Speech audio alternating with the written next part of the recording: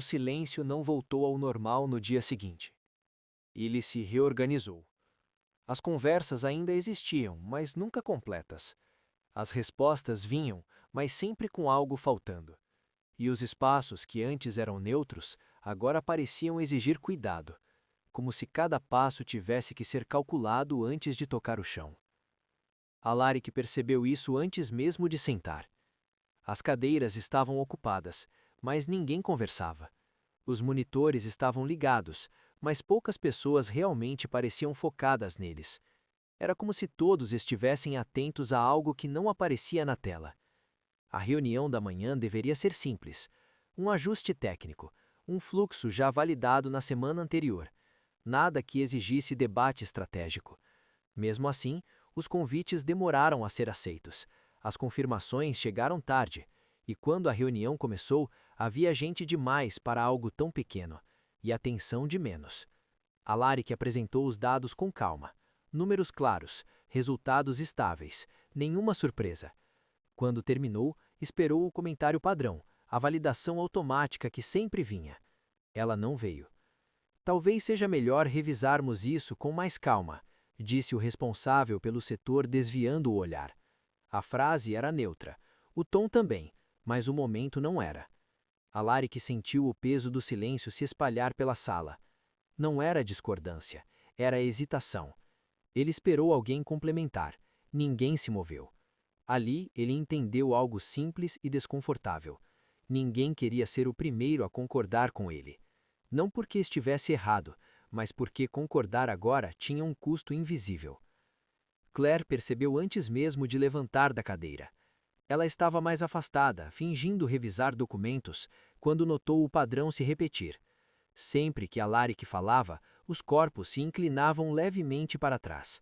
Sempre que alguém respondia, o olhar escapava para os lados antes de voltar. Não era medo dele, era medo do que vinha junto. Depois da reunião, o corredor esvaziou rápido demais. Pessoas que antes caminhavam juntas, agora se separavam em direções opostas. Conversas morriam antes de começar. Claire alcançou Alaric perto da saída. Isso não é normal, disse em voz baixa. Ele não respondeu de imediato. Não é política interna comum, é comportamento sincronizado, continuou ela. Ela não falava de ordens formais, falava de ambiente moldado.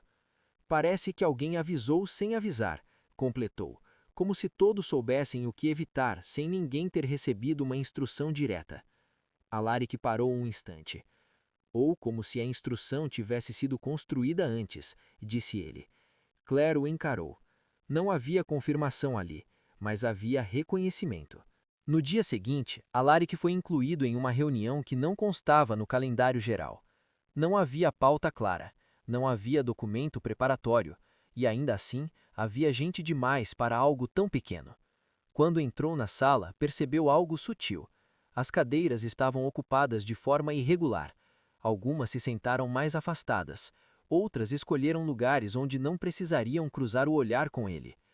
O responsável começou falando de métricas genéricas, tempo demais gasto com introdução, detalhes demais para assuntos irrelevantes. Aquilo não era falta de objetividade, era preenchimento. Quando Alaric tentou intervir para avançar, alguém o interrompeu com uma pergunta lateral. Você acha que esse tipo de ajuste não deveria passar por mais validações? A pergunta não exigia resposta técnica, exigia posicionamento público. Alaric respondeu com cuidado, explicou o racional, citou dados, não elevou o tom. Mesmo assim, percebeu que a sala não reagia ao conteúdo, reagia à presença. Cada resposta dele era seguida por um silêncio curto demais para ser reflexão e longo demais para ser natural. Quando a reunião terminou, ninguém resumiu decisões, ninguém definiu próximos passos. Ela simplesmente acabou. E isso era o problema. Reuniões que não produzem registro servem para uma coisa: criar memória difusa, uma sensação coletiva de que algo não estava confortável. Alaric saiu com a certeza de que aquela reunião nunca existiria oficialmente, mas seria lembrada informalmente. Nos dias seguintes, a mudança se aprofundou. Mensagens simples passaram a demorar horas. Pedidos diretos vinham acompanhados de justificativas longas demais. E sempre havia alguém sugerindo esperar um pouco mais. Um colega com quem Alaric trabalhava há meses simplesmente parou de responder. Nada explícito, nada rude, apenas silêncio. Quando finalmente falou com ele, a explicação veio rápida demais. Tá tudo meio complicado essa semana. O corpo não acompanhava a fala. Os ombros estavam rígidos, o olhar fugia. Alaric não insistiu. Ele já tinha aprendido algo importante. Pressionar agora criaria exatamente o erro que estavam esperando. Claire, por outro lado, não recuou.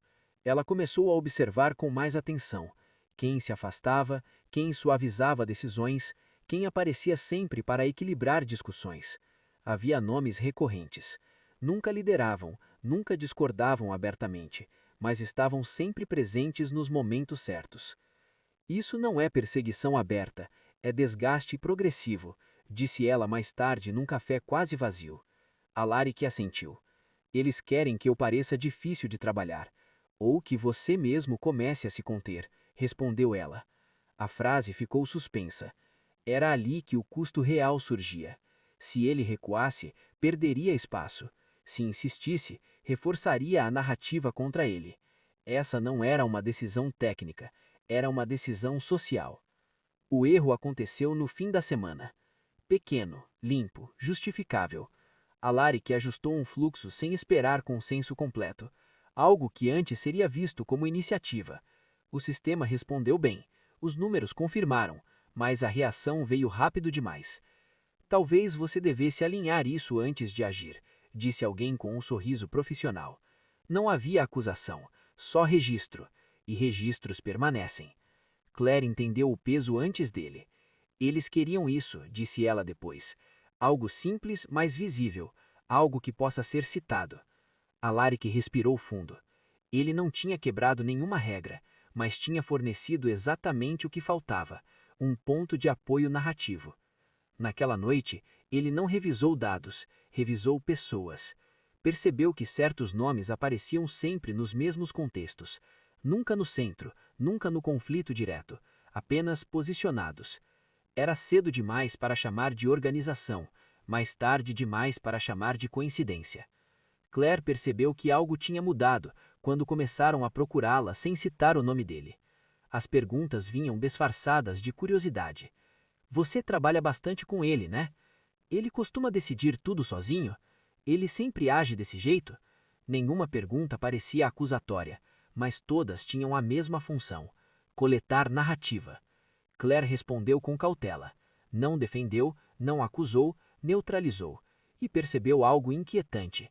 Sempre que ela neutralizava, quem perguntava parecia frustrado, como se esperasse algo diferente. Estão tentando me usar, disse ela a Alaric naquela tarde. Não contra você diretamente, como atalho. Ele entendeu na hora. Se ela validasse a narrativa, viraria confirmação indireta. Se recusasse, viraria suspeita. Ela estava sendo puxada para o mesmo campo de pressão. Estão tentando saber se eu sou exceção ou extensão. Aquilo fez Alaric parar. Até então, o isolamento tinha sido dele. Agora começava a se espalhar. Claire tinha cruzado uma linha invisível ao se aproximar demais. No fim da semana, surgiu uma oportunidade clara de corrigir o rumo. Um conselho informal, nada registrado, nada oficial. Sugeriram que ele pedisse uma realocação temporária. Seria visto como maturidade, flexibilidade, capacidade de adaptação. Por um momento, ele considerou. Seria mais fácil, menos atrito, menos ruído. Mas ele percebeu o custo oculto. Aceitar aquilo significaria confirmar a narrativa, a de que ele precisava ser movido para que o ambiente funcionasse. Ele não respondeu, não recusou, não aceitou. Apenas continuou onde estava, e naquele silêncio escolheu algo mais difícil do que reagir: permanecer visível. Ele sabia que isso não o protegeria, mas impediria que o consórcio fechasse a história cedo demais. No fim do episódio, uma certeza se consolida. O consórcio não quer derrubar Alaric, quer reposicioná-lo, transformá-lo em alguém confiável, em alguém que exige cuidado. E quando isso acontece, as portas não se fecham de uma vez, elas só começam a abrir mais devagar.